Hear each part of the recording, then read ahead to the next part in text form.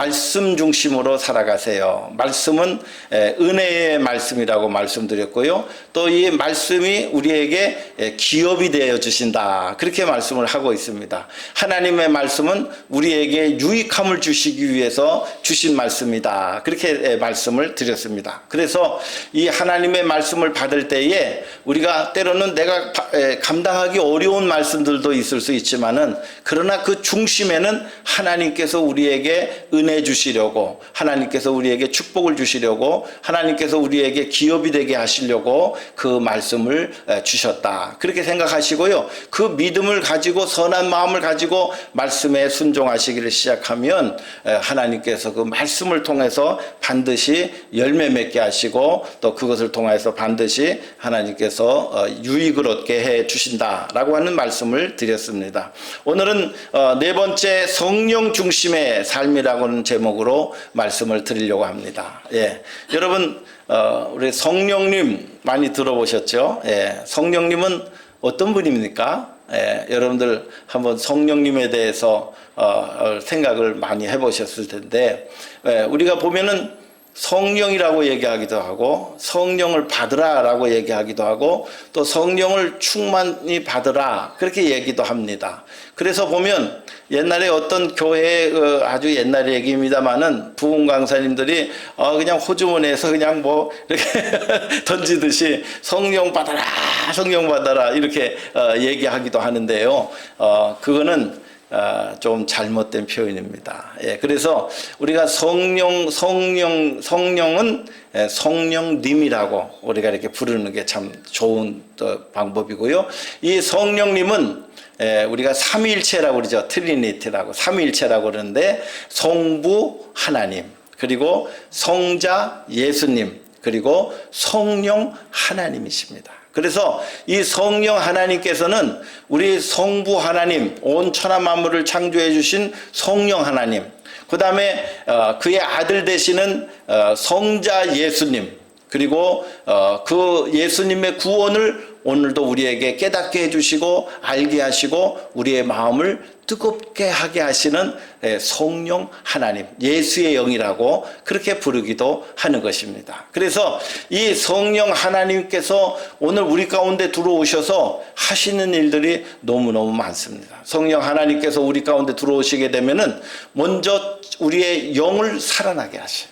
우리 사람은 영혼과 육체로 되어 있다고 그랬죠. 근데 우리의 영을 깨닫게 하시고 살아나게 하시고, 그리고 우리의 영을 살아나게 하셔서 우리로 하여금 우리가 하나님의 자녀인 것을 우리 확신하게 해 주시는 줄로 믿습니다. 예, 여러분들의 마음속에 우리가 내가 하나님의 자녀입니다. 할렐루야. 예, 이렇게 여러분들 믿어지시게 된다면 성령님께서 이미 여러분의 심령 안에 와 계신 줄로 믿습니다. 그런데 중요한 것은 뭐냐면, 예수님을 믿기 시작한 다음부터 그 다음에 성령의 충만을 또 받아라, 그렇게 또 말씀하고 있는 것을 알 수가 있어요.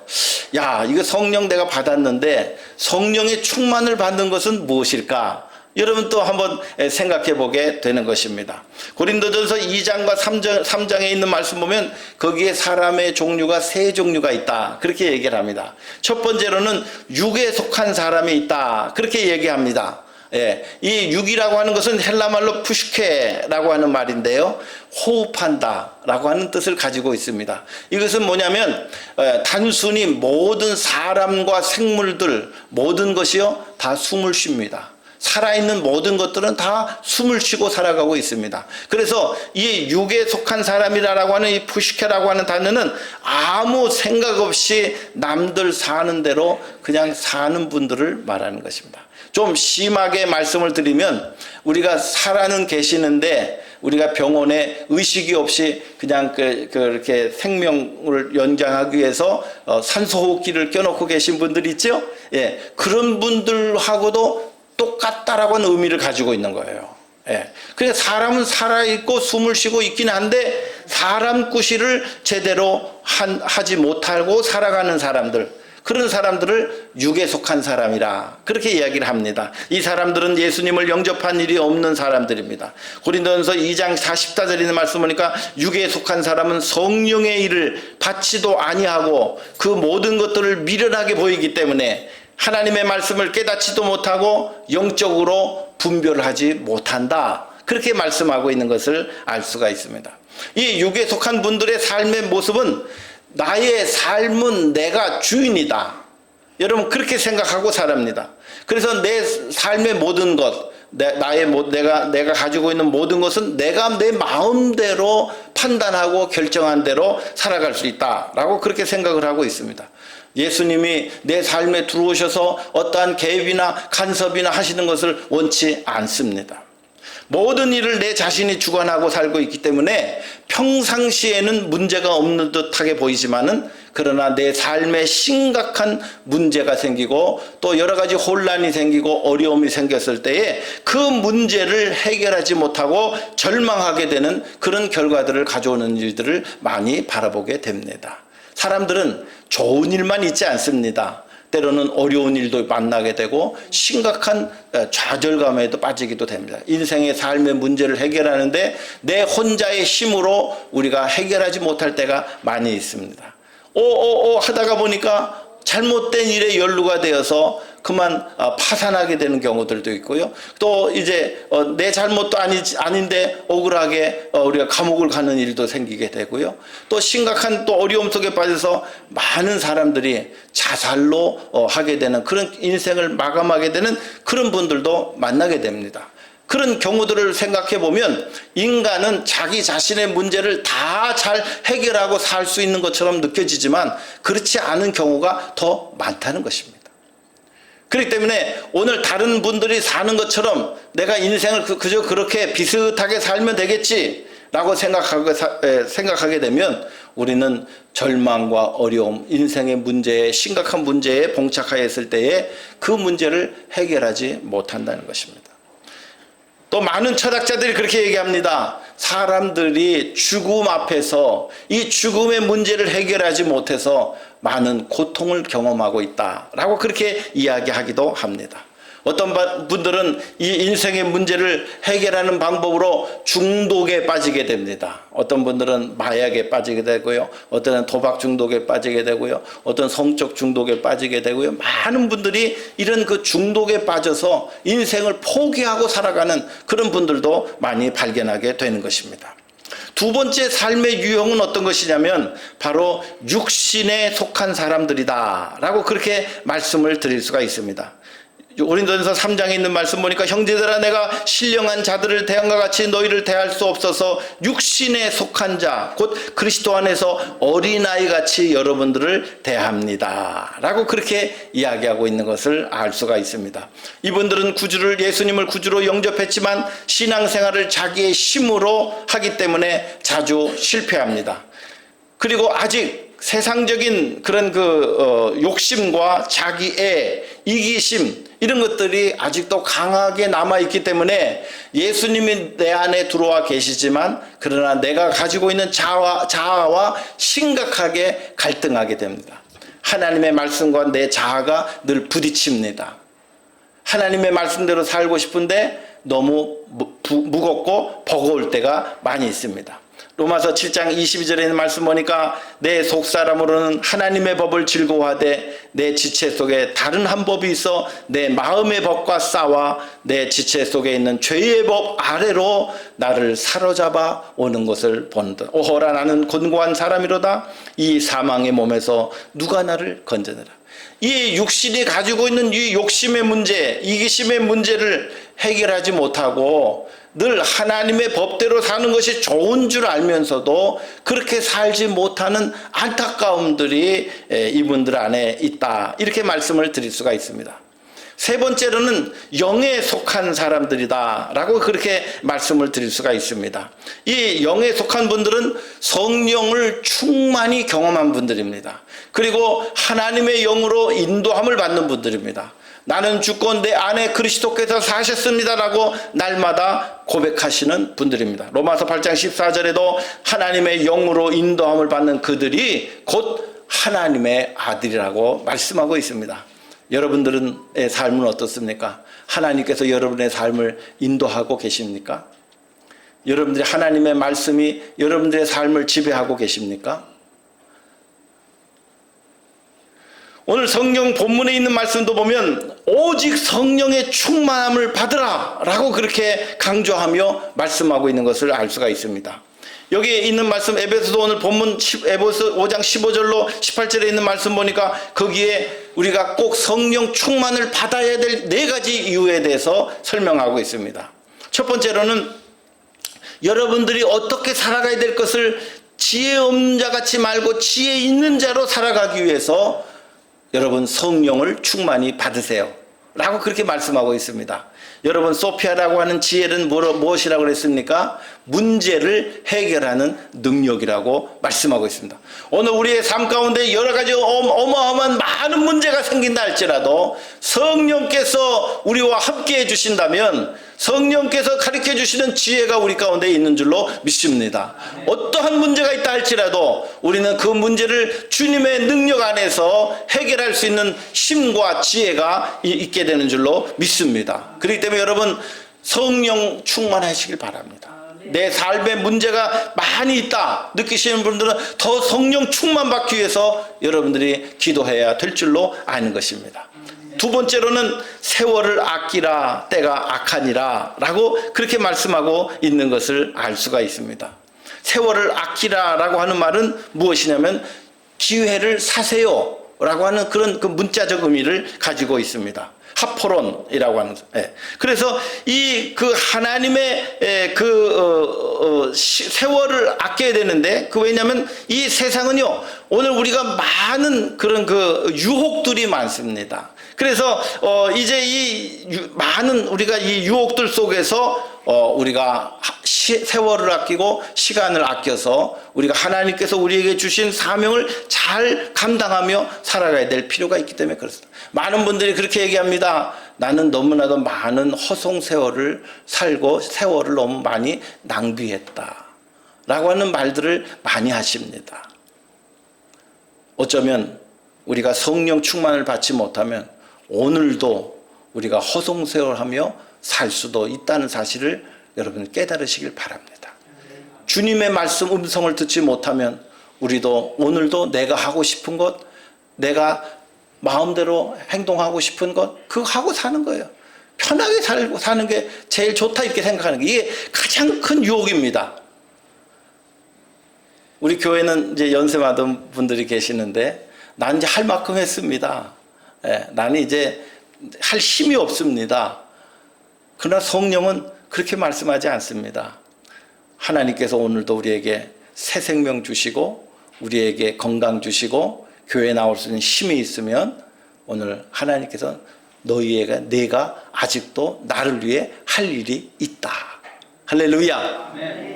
그렇게 말씀하시는 거예요. 우리 교회 모든 성도님들은 다 장점을 가지고 있어요. 제가 보니까 하나님은 그 장점을 가지고 사용하십니다. 그 장점이 이렇게 썩어나가기를 원치 않으셔요. 여러분들이 가진 장점을 통해서 하나님께서 영광 받기를 원하시고 교회가 아름답게 세워나가기를 원하시는 줄로 믿습니다. 세 번째로 어리석은 자가 되지 말고 오직 주의 뜻이 무엇인지 이해하라 그렇게 말씀하고 있는 것을 알 수가 있습니다. 어리석은 자라고 하는 것은 무엇을 말하냐면 생각 없이 자기만을 생각하는 자라고 하는 뜻을 가지고 있어요. 그게 어리석다는 거예요. 제가 한동안요 먹는 걸 너무 좋아했어요. 그래서요 먹는 걸 보면은 환장합니다. 그래서 남들보다 더 많이 가져오려고 애를 썼어요. 그런데 나이가 점점 들어가니까 이제 그런 먹는 욕구도 다 사라지고 크게 그렇게 먹는 거에 대해서 개의치 않고 살아가요. 그런데 먹는 거를 식탐이 많았을 때는요 그냥 다른 사람보다 더 많이 먹어야 좋고 많이 먹어야 행복하고 그렇게 생각하고 살았어요. 그런데요 내가 많이 가져가게 되면 다른 사람들이 많이 못 먹더라고요. 보니까 배려하는 마음이 부족해지더라고요. 오늘 우리가 살아가면서 내가 좋아하는 것 내가 많이 가지면 다 되는 줄 알았어요. 그건 어리석은 생각이에요. 좀 성숙한 사람은 내가 좋아하더라도 절제할 줄 압니다. 또 옆에 있는 사람들을 배려해 주게 됩니다. 그렇게 하며 살아가게 되더라고요. 어리석은 자가 되지 말라라고 하는 것은 나만 생각하고 내가 좋아하는 것만 그렇게 자꾸 추구하며 살지 말라는 것입니다. 하나님의 뜻은 너희가 서로 사랑하라. 내가 너희를 사랑한 것처럼 너희도 서로 사랑하라.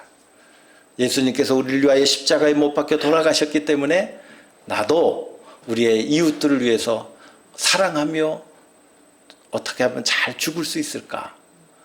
라고 하는 그 마음을 가지고 사는 자가 주님의 뜻을 바르게 이해하는 분인 줄로 믿습니다. 네 번째로는 술 취하지 말라라고 그렇게 얘기하고 있습니다. 이는 방탕한 것이라 라고 얘기하고 있는 것을 알 수가 있습니다. 술 취한다라고 하는 것은 인간의 가장 더러운 본성을 드러내고 쾌락적인 삶을 추구하고 술에 의지하여 자기의 이성과 자기의 영성을 마비시키는 일들을 하는 것이 술에 취하는 것입니다. 오직 성경은 얘기하고 있습니다. 성령의 충만을 받아야 인간의 낮고 더러운 성품들에서 벗어나서 하나님께서 창조하신 거룩한 성품으로 변화되고 성장하고 성숙해질 수 있다라고 하는 것을 우리에게 분명히 말씀하고 있는 것을 알 수가 있습니다. 아직도 우리가 세상적인 즐거움에 취해 있기를 원하시면 성령께서 그 자리에 들어가실 기회가 적습니다. 성령께서 우리 안에서 완전히 역사되게 하시기 위해서는 우리 자신을 비우고 내려놓는 일들이 중요합니다. 고린도서 2장 10절에 있는 말씀 보니까 하나님께서 여러분들에게 성령을 주셨는데 이 성령께서는 하나님의 깊은 것까지라도 다 통달하시는 분이시다. 이 성령님을 하나님께서 우리에게 은혜로 주셨다라고 말씀하고 있는 것을 알 수가 있습니다.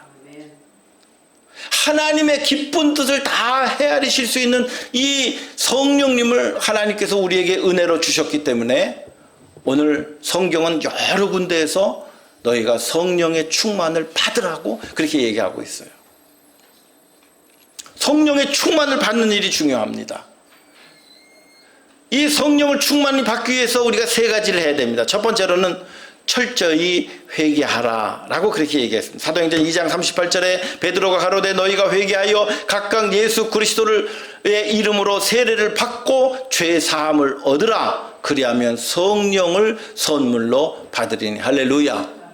아멘. 여러분의 삶 가운데 내 안에 있는 죄를 여러분 달고 살지 말기를 바랍니다. 이 죄는 더럽고 무겁고 얽매이기 쉬운 것입니다. 우리가 설령 그런 유혹에 빠져서 죄 가운데 들어갔다 손 치더라도 중요한 것은 빨리 회개해야 된다는 사실이에요. 주 예전에 나왔을 때 하나님 앞에 은혜를 받아야 되는데 마음속에 시기하는 마음, 질투하는 마음, 또 미워하는 마음, 세상의 염려, 걱정, 근심, 내 안에 있는 쾌락 이런 것들에 사로잡혀 있으면 하나님의 말씀을 받을 수 있는 길이 막힌다는 것입니다. 그렇기 때문에 우리가 하나님 앞에 나와 예배드리기에 앞서서 내 입으로, 내 생각으로, 내 삶과 행동으로 하나님과 이웃에게 범죄한 일이 있거든 우리가 회개하는 이유가 바로 그것입니다. 여러분 하루의 삶을 주무시기 전에 여러분 오늘 하루 일어났던 모든 일들을 바라보면서 우리가 회개하는 마음을 가지고 회개 기도를 하시고 주무시기를 바랍니다. 하나님이여 주의 인자를 따라 내게 은혜를 베푸시며 많은 긍휼을 따라 내 죄악을 치워 주소서. 나의 죄를 말갛게 씻으시며 나의 죄를 깨끗이 제하소서. 물은 나의 죄가를 내가 아오니 내 죄가 항상 내 앞에 있나이다. 시편 51편 1절로 3절에 있는 말씀. 하나님과 가까이 가면 갈수록 내 안에 있는 죄가 자꾸 생각이 나요. 전에는 그게 죄라고 생각이 안 들었는데 주님을 사모하면 사모할수록 아주 티끌만한 죄도 자꾸 생각이 나는 거예요. 그래서 그 성 어거스틴은 참회록을 지으면서 거기서 뭐라고 얘기하냐면은 내가 어렸을 때 어머님으로부터 젖을 더 많이 달라고 어머니 젖을 안 나와가지고 어머니 젖을 깨물었던 것도 알고 보면 그것도 죄였습니다.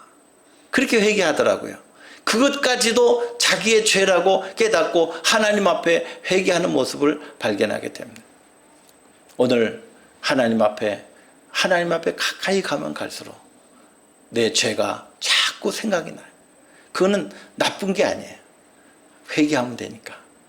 그래서 우리가 성령 충만하기 위해서는 내 안에 있는 죄를 씻어내는 일, 그리고 예수 그리스도의 보혈의 은혜에 감격하는 일이 중요한 것입니다. 두 번째로 우리가 이제 그 성령의 충만을 받기 위해서는 철저히 헌신하는 마음을 가져야 됩니다. A.W. 토저 목사님께서 말씀하시기를, 정말 성령이 충만케 하시려면 내가 제대로 죽는 법을 배워야 합니다.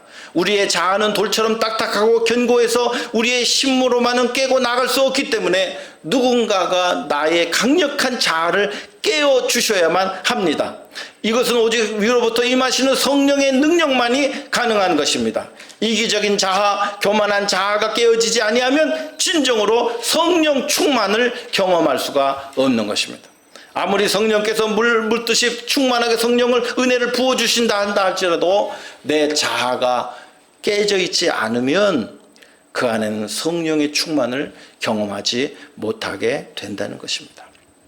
고린도전서 15장 31절에 바울이 이렇게 얘기합니다. 형제들아, 내가 그리스도 예수 우리 주 안에 가진 바 너희에게 대한 나의 자랑을 두고 단언하노니 나는 날마다 죽노라. 내가 자신 있게 말할 수 있는 한마디, 다 같이 한번 따라서 해주세요. 나는 날마다 죽습니다. 할렐루야. 내가 살아있으면 하나님의 법을 이룰 수가 없습니다. 내 안에 예수, 나를 위해서 십자가에 돌아가 주신 예수 그리스도의 그 놀라운 사랑의 은혜를 회복시킬 수가 없습니다. 날마다 내가 죽는 훈련을 할 때에 성령께서 우리를 지배해 주시는 줄로 믿습니다. 세 번째로는 간절히 사모하며 기도하라는 것입니다. 예수님께서 부활 승천하시면서 마가의 다락방에 있던 120명 성도들에게 한 500여 성도가 예수님의 부활을 봤는데 그들에게 말씀하셨습니다. 내가 너희에게 약속한 성령을 받을 때까지 예루살렘에 머물며 기도하라. 그렇게 말씀하셨어요. 그 중에서 380명은 다 어디론가 가버렸어요. 예수님의 부활을 본 사람들이, 예수님의 승천을 본 사람들이 그 중에 380명은 다 어디로 가버렸어요. 그리고 120명만이 남아서 마가의 다락방에 모여서 성령 받기까지 10일 동안 합심하여 열심히 그들이 기도했습니다. 뭐 할 때까지요? 성령 받을 때까지. 여러분, 우리가 새로운 영적인 세계에 들어가려고 한다면 성령을 체험하는 그 사모함이 우리 가운데 있어야 될 줄로 믿습니다. 은혜 받는 자리에 나가야 합니다.